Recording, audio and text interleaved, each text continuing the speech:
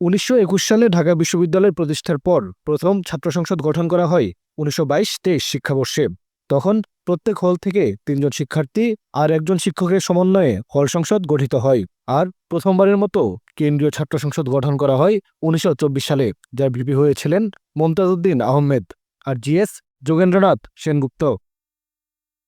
1963 সাল থেকে শিক্ষার্থীদের সরাসরি ভোটে ডাকসু নির্বাচন শুরু হয়।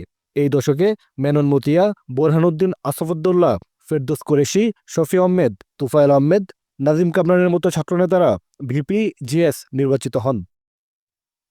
1970-71 নির্বাচনে ভিপি পদে আসম আব্দুর রব আর জিএস পদে আব্দুল কুদ্দুস মাখন নির্বাচিত হয়। দেশ স্বাধীনের পর ডাকসু হয়েছে 7টি।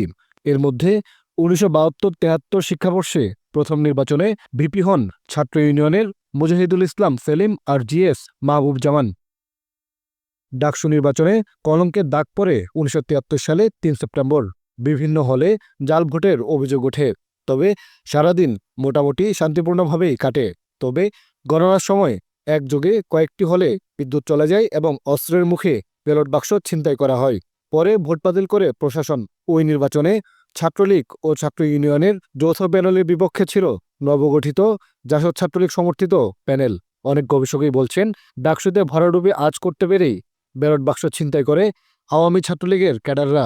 তাদের সঙ্গী হয়ে লজ্জায় পড়ে ছাত্র ইউনিয়ন।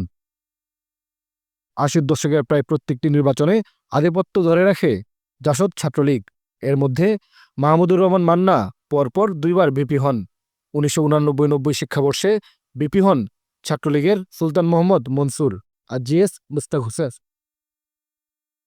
তবে পুরো চমক দেখিয়ে 1990-91 ডাকসুতে পুরো প্যানেল জিতে আসে ছাত্রদল।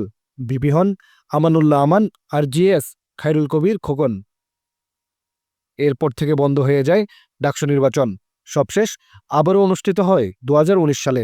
প্রকাশ্য ভোট ডাকাতির সেই নির্বাচনে ভিপি হন ছাত্র অধিকারের নুরুল হক নূর আর জিএস ছাত্রলীগের গোলাম রাব্বানী।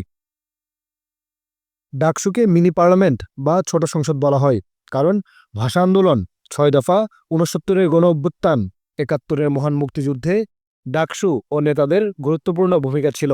স্বৈরাচার এরশাদ বিরোধী আন্দোলন গড়ে তুলতে ডাকসু নেতাদের ভূমিকা ছিল প্রশংসনীয়।